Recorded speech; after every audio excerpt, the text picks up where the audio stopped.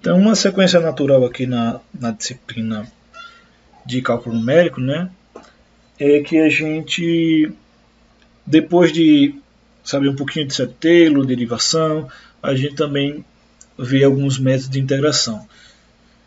Isso aqui que eu estou fazendo ainda não exaure, né, não vai fazer com que o assunto acabe, porque ainda existem algumas outras aproximações que a gente pode utilizar, certo? Mas eu vou me basear aqui nas mais simples, certo?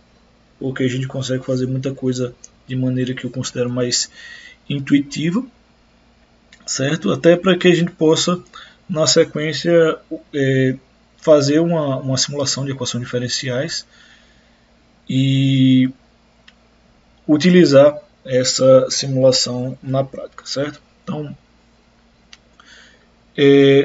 a gente já viu Sede Taylor. Para que serve Sede Taylor? Sede Taylor a gente usa bastante dentro da engenharia para fazer algumas linearizações e colocar algumas funções de espaço e estados, funções não lineares que a gente transforma em funções lineares, e aí a gente tenta fazer a simulação dessa equação, aí a gente faz controle e outras coisas.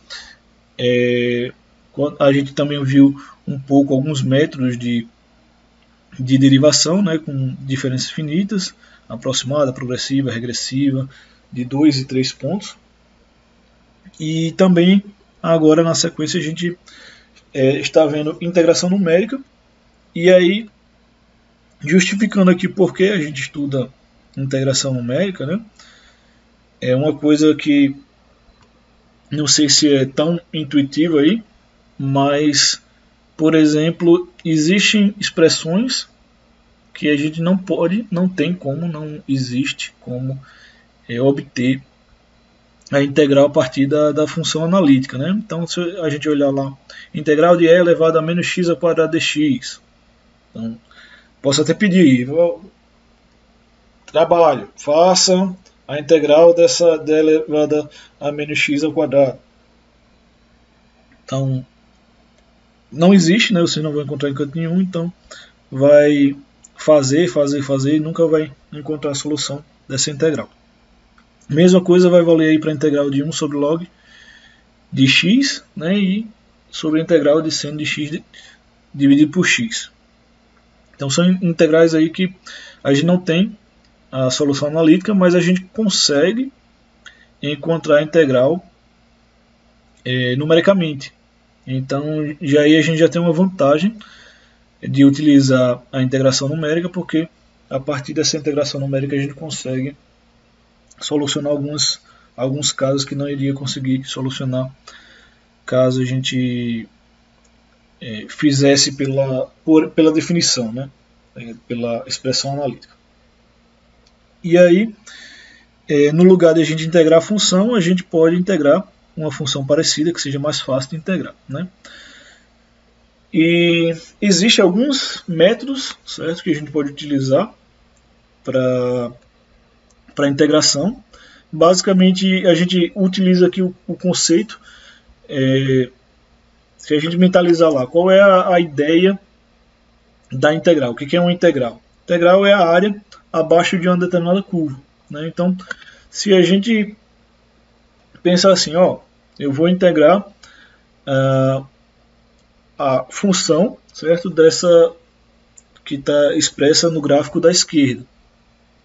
Então, essa função aí, ela, para eu tirar, né, a área, eu posso calcular o f de x0, aí eu calculo o f de x1, certo? Então, entre f de x0 e x1 eu faço uma ligação por uma reta, certo? E aí a área abaixo que tem aí, vocês podem perceber que é a forma, né, que é gerada se eu ligar por retas todos os pontinhos aí, vai formar um trapézio.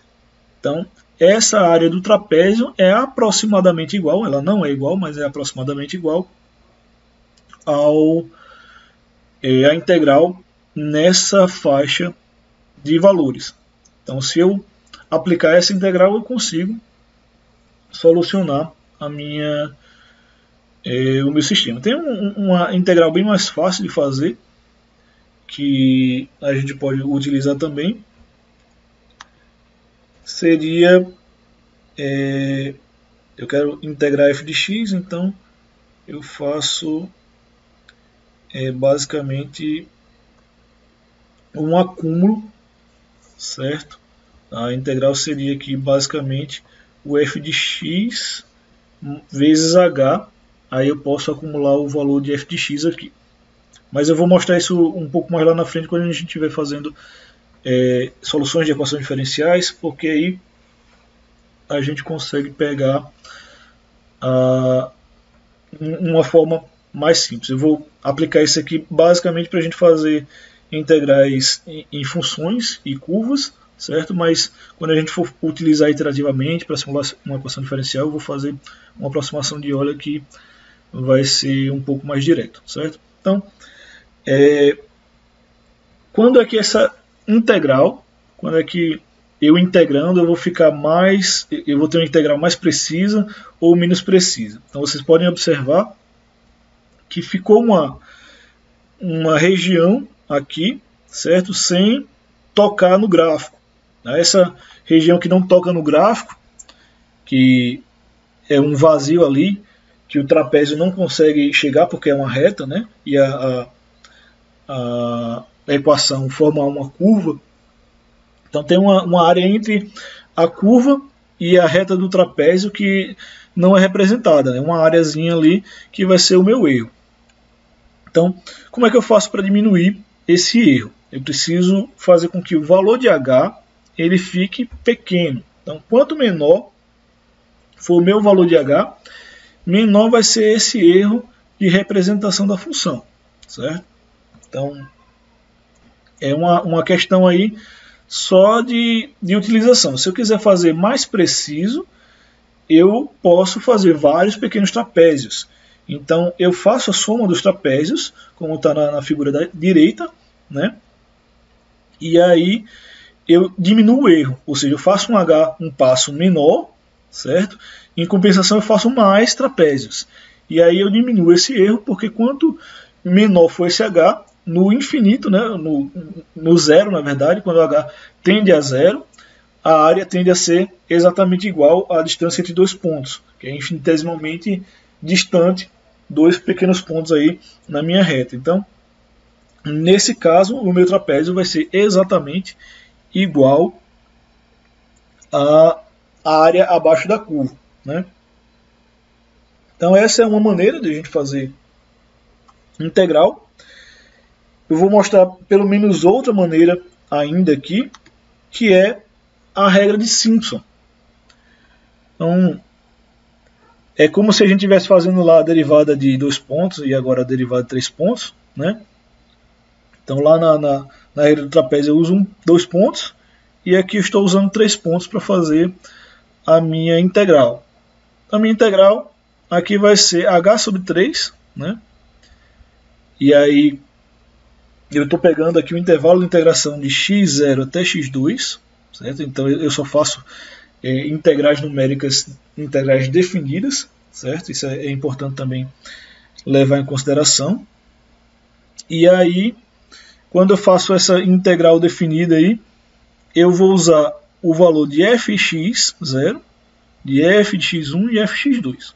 Então, como é que eu consigo ter um valor mais preciso? Eu uso interpolação, certo? A gente ainda não viu interpolação, vou mostrar um pouco mais à frente, certo? Mas essa interpolação nada mais é do que a gente tentar ligar os 3 pontos aí por uma função, certo? Então, o trapézio ele liga as duas funções por uma reta. E na regra de Simpson a gente faz essa ligação dos pontos utilizando uma curva, certo? E essa curva que eu utilizo, ela basicamente vai ser mais representativa, né? Vai ser uma parábola. Então essa parábola aqui, ela tem maior chance de conectar os 3 pontos do que uma reta. E aí por isso que fica um pouco mais preciso, certo? Eu não vou entrar em detalhes em relação à utilização dele, mas é basicamente isso que ela significa. Então, Agora, na sequência, eu vou fazer com vocês um exemplo, né, de uma daquelas integrais que eu disse que não existia. O valor mais preciso que a gente tem aqui é 0,74, certo? E aí a gente pode agora brincar com as nossas integrais até que a gente consiga fazer uma integral boa, uma integral ruim, né? Então, vamos tentar fazer isso agora, certo? Então eu vou fazer aqui dois exemplos, certo? De integrais. E aí eu vou utilizar o que eu puder, né, para fazer essa integral. Então aqui eu coloquei todas as equaçõezinhas, né, e o resultado que ia dar. E aí a gente vai fazer dois exercícios aqui, certo? Não é um só, mas são dois exercícios. O primeiro exercício é calcular a integral do meu i, certo? Aí essa função é a integral de 0 até 1 de e elevado a menos x ao quadrado dx, certo? Então eu tenho uma função aí e o meu objetivo é calcular essa integral. E eu posso escolher aqui um dos meus dois métodos, certo? Ou o método do trapézio, que é esse de cima, ou o método do Simpson. E o meu resultado já está aqui, né, para a gente poder comparar, que é o 0,74682, certo? Então, vamos pensar aqui para o caso do método trapézio, certo? Eu vou puxar esse aqui um pouquinho mais para cima. E aí nós temos aqui o método trapézio, certo? Eu vou tentar detalhar o máximo que eu puder aqui desse método. Então aqui vocês podem ver na fórmula, né, na equaçãozinha, que eu tenho x1 e eu tenho x0. Você vê aqui que na minha integral, meus intervalos de integração são x0 e x1. Deixa eu botar aqui ao contrário, x0 e x1. Então x0 e x1 são os meus intervalos de integração. Então se eu olhar aqui na minha equaçãozinha, né, é integral de 0 até 1. Então o 0 é o x0 e o 1 é o x1, certo? Então aqui, na minha integral, eu tenho x0 e x1, que eu tirei diretamente da equação, fazendo uma associação direta com a integral que eu tinha aqui, né? Então se você pegar aqui e botar um em cima do outro, né,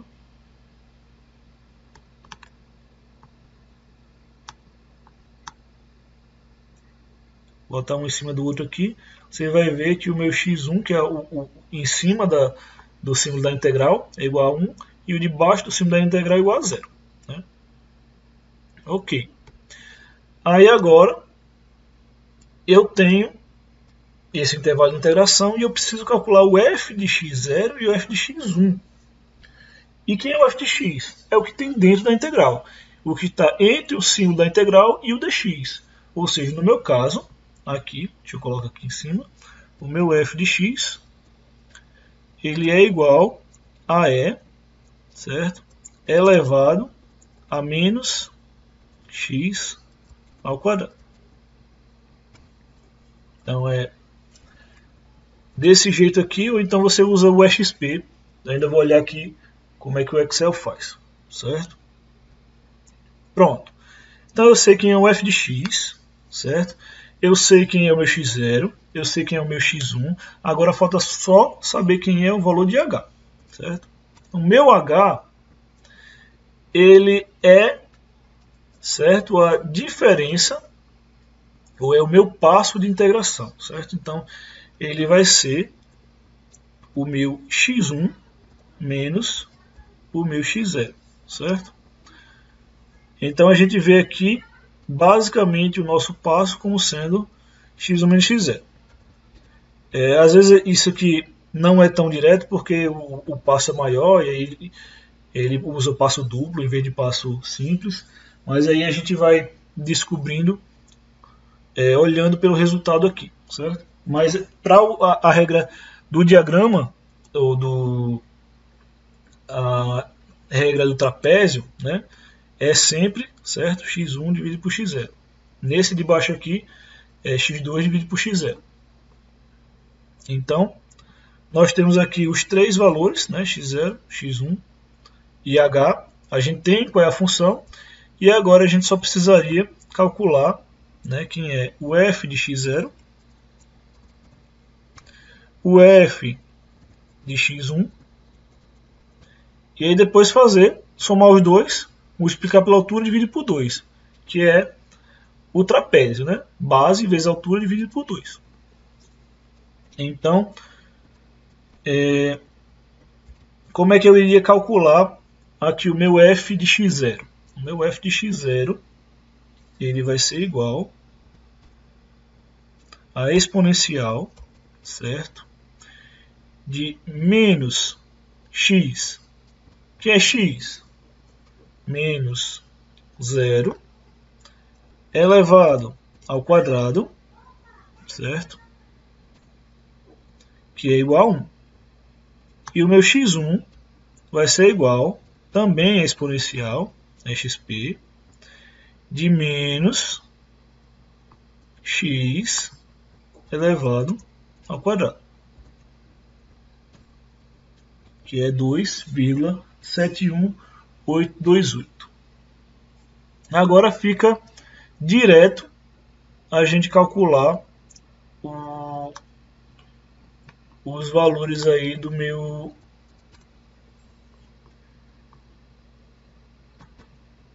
trapézio, né? Já que a gente está usando aqui a regra do trapézio, agora a gente vai aplicar aqui a regra do trapézio, certo? Só diminuindo aqui um pouquinho o tamanho da tela para a gente possa visualizar o resultado ali na direita. Então, minha integral, certo? Minha integral de f de x, ela vai ser igual a f de x0 mais f de x1, certo? Boto parênteses aqui, vezes a altura, que é h,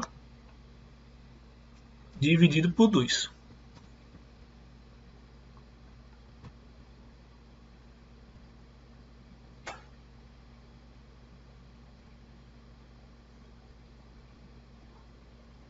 Então, base maior mais base menor vezes a altura dividido por 2.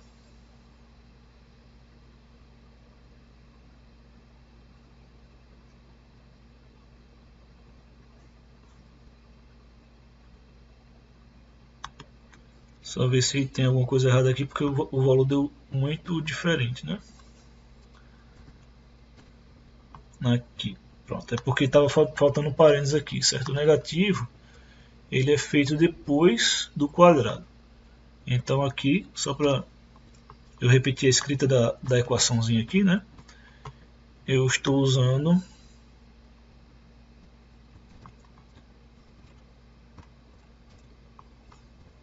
a exponencial, certo? De menos, aí eu faço o quadrado primeiro, tem que lembrar porque todo número, se eu botar assim, menos C7 elevado ao quadrado, vai dar um valor positivo, certo? Então eu faço o quadrado primeiro, depois eu boto o negativo. E aí, por causa disso, estava dando diferente aqui, né? Estava dando 2,71, o que basicamente não iria resolver o meu caso, porque o quadrado, a ordem, né, estava sendo feita diferente. Então, só para garantir que a ordem da operação vai ser feito o quadrado primeiro e depois o negativo, eu coloquei um parênteses ali, fechando o x, que nesse caso é o x0, que está na coluna C7, certo? C7,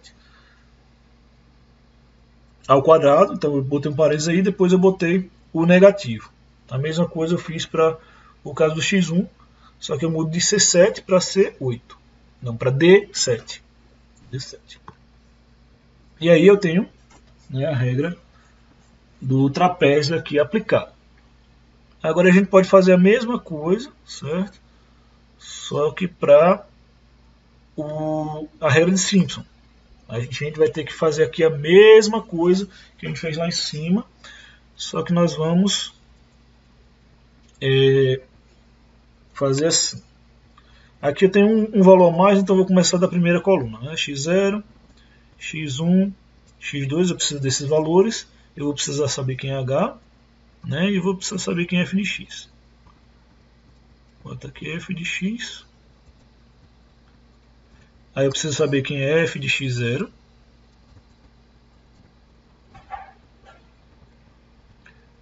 Aí eu preciso saber quem é f de x1. Saber também quem é f de x2. Para poder fazer um cálculo aqui utilizando a regra do trapézio, certo? Então, como é que a gente faz a regra do trapézio aqui, né? Se a gente pegar a fórmulazinha aqui, né? Como a gente já tinha feito antes, para ver essa igualdade aqui, eu sei que a integral é igual a i, e eu sei que x0 é igual a 0, certo? E o x2 é igual a 1, que são os dois extremos, né? A parte de cima que é x2, a parte de baixo que é x1, a mesma coisa nessa equação aqui, a parte de cima é igual a 1, a parte de baixo é igual a 0. Então, quem é x1? x1 é o meio, certo? Então, x1 vai ser igual a esse, menos esse, dividido por 2.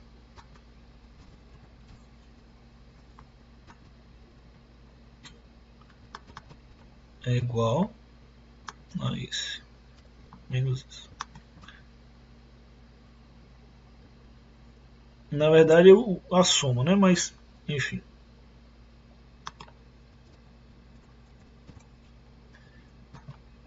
Vai ser a metade dos dois. Beleza, como a gente fazia lá no método da abscissão.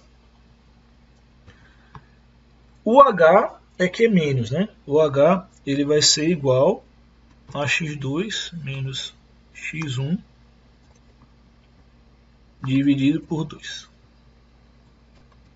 Deixa eu ver se eu consigo explicar aqui melhor porque que esse aqui, o que é o que, né? No jogo do bicho. Então, se você pensar assim, que existe uma equação, aqui, certo? Então, eu estou fazendo aí a simulação da equação, estou tentando encontrar os valores de f de x jogando o valor de x. Então, jogo o valor de x0 aqui, aí subindo no eixo y aqui, né? Vou chamar aqui eixo x, esse aqui eixo y, ou eixo f, né? De x. Então, no eixo f de x, eu vou encontrar, né? É só substituir o valor de x0 em f de x, eu vou encontrar o f de x0. Substituo o valor de x1 na função f de x, e aí eu tenho o f de x1 e assim sucessivamente, certo? Então, é importante saber que x1 é o valor de x1, é o que está no meio entre x0 e x2, certo? Mas o h é a variação, certo? Entre x0 até chegar em x2, eu dei um passo. Então, qual foi a distância que eu percorri? A distância que eu percorri foi de 0,5. Acidentalmente, né, para esse caso, os dois foram iguais. Mas se eu tivesse valores aí, um valor diferente de x0, por exemplo, eu teria um h continuando sendo 0,5, certo? E o x1 eu teria que fazer aí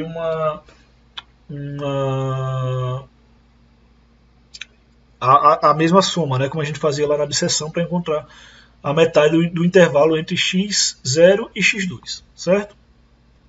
Então, qualquer dúvida é só entrar em contato, certo? A minha função é a mesma, ok? Aqui, certo? Faz sentido, né? Porque eu estou querendo comparar os dois métodos. E agora eu só preciso substituir. Então, eu vou fazer passo a passo como eu fiz lá o método de cima, certo? Então, essa função f de x0 é igual a exponencial, certo? De menos x elevado ao quadrado. Mesma coisa para f de x1, Isso aqui vai ser igual a exponencial de menos, abre parênteses, x1, certo? Ao quadrado. Então, x1 ao quadrado aqui. E o f de x2 vai ser igual a exponencial de menos, abre parênteses, x2 ao quadrado, fecha parênteses. Então vão ser esses três valores aí, o f de x0, o f de x1 e o f de x2, certo? E aí, o que a gente vai fazer agora na sequência, certo? E implementar diretamente a equação, né? Eu até botei aqui em cima. Deixa eu colocar aqui, pronto. Aí agora a gente vai fazer esse exemplo aqui, certo? Então vamos seguir aqui na sequência, fazendo a implementação diretamente da fórmula. E aí eu posso calcular aqui a integral de fx. E essa integral vai ser igual a h